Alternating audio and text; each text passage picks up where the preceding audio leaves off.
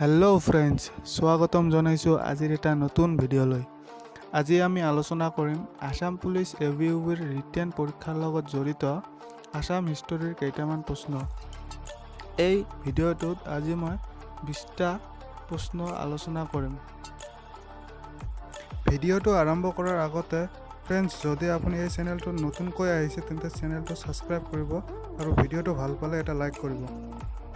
প্ৰথম কোৱেশ্চনটো হ'ল, who was the first Ahom Baro-Bhuyan? প্ৰথম আহোম বাৰভূঞাজন কোন আছিল?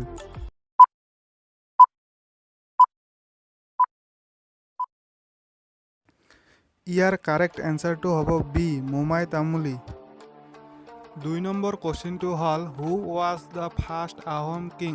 প্ৰথম আহোম ৰজাজন কোন আছিল?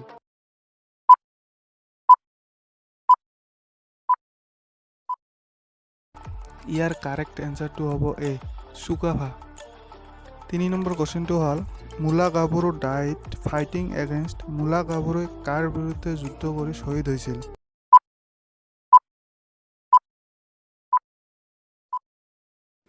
ইয়াৰ কাৰেক্ট এনচাৰটো হ'ল চি, তুৰবাক। 4 নম্বৰ কোৱেশ্চনটো হ'ল, from where Ahoms entered in Assam? আহোমসকলে অসমত ক'ৰ পৰা প্ৰৱেশ কৰিছিল?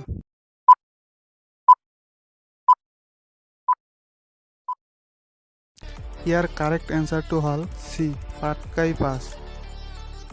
5 নম্বৰ কোৱেশ্চনটো হ'ল, what was the first capital of Ahom?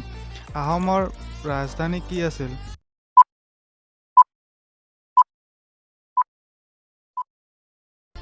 Year correct এনচাৰটো হ'ব বি, চৰাইদেউ। 6 নম্বৰ কোৱেশ্চনটো হ'ল, Piyali Phukan was hanged in the year? পিয়লি ফুকনক কিমান চনত ফাঁচি দিয়া হৈছিল?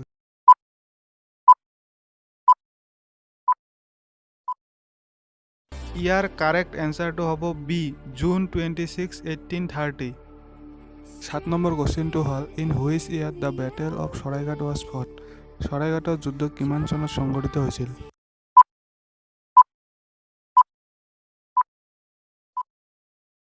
ইয়াৰ কাৰেক্ট এনচাৰটো হ'ব বি, 1671। 8 নম্বৰ কোৱেশ্চনটো হ'ল, the battle of Saraighat was fought between? চৰাইঘাটৰ যুদ্ধ কাৰ কাৰ মাজত হৈছিল?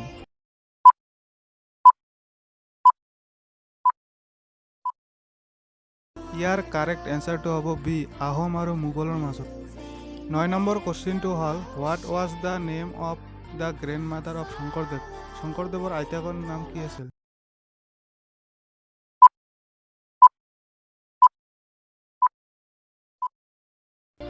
ইয়াৰ কাৰেক্ট এনচাৰটো হ'ব চি, খেৰস্বতী।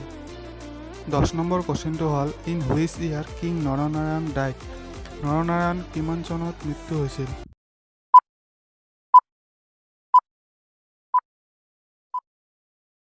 ইয়াৰ কাৰেক্ট এনচাৰ হ'ব এ, 1587।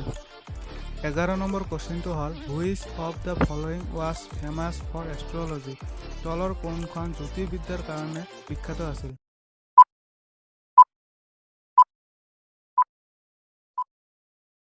ইয়াৰ কাৰেক্ট এনচাৰটো হ'ব এ, প্ৰাগজ্যোতিষপুৰ। 12 নম্বৰ কুৱেশ্চনটো হ'ল, Gandhiji first visit to Assam was in the ইয়াৰ? গান্ধীজীয়ে কিমান চনত অসমলৈ আহিছিল?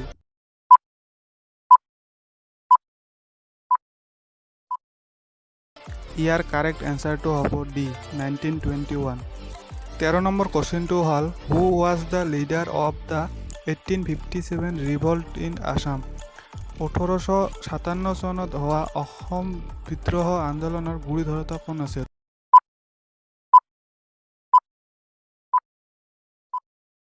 ইয়াৰ কাৰেক্ট এনচাৰটো হ'ব চি, মণিৰাম দেৱান।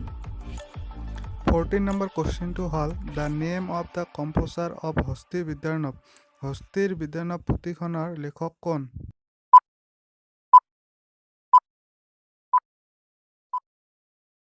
ইয়াৰ কাৰেক্ট এনচাৰটো হ'ব A, Sukumar Barkaith. Question number 15, what was the first Assamese daily newspaper? প্ৰথম অসমীয়া বাতৰি কাকতখনৰ নাম কি আছিল?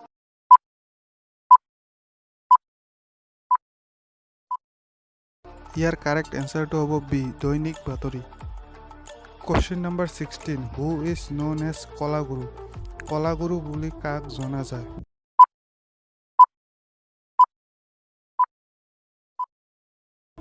ইয়াৰ কাৰেক্ট এনচাৰটো হ'ব D Bishnuprasad Rabha. Question number 17 Assam Sahitya Sabha was established in which year? Asom Sahitya Sabha কিমান চনত স্থাপন কৰা হৈছিল?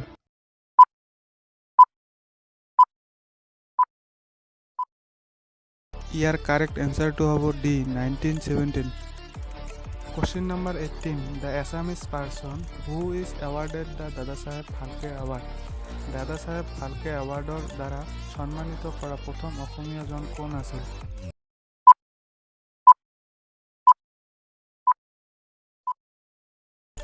ইয়াৰ কাৰেক্ট এনচাৰটো হ'ল এ ডক্টৰ ভূপেন হাজৰিকা। 19 নম্বৰ কুৱেশ্যনটো হ'ল what was the born name of Maniram Dewan? Maniram দেৱানৰ জন্ম নাম কি আছিল?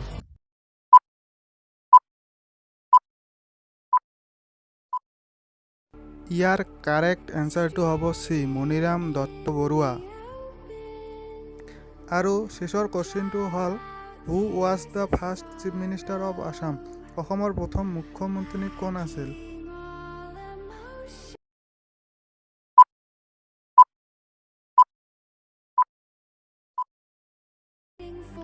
ইয়াৰ কাৰেক্ট এনচাৰটো হ'ব এ গোপীনাথ বৰদলৈ।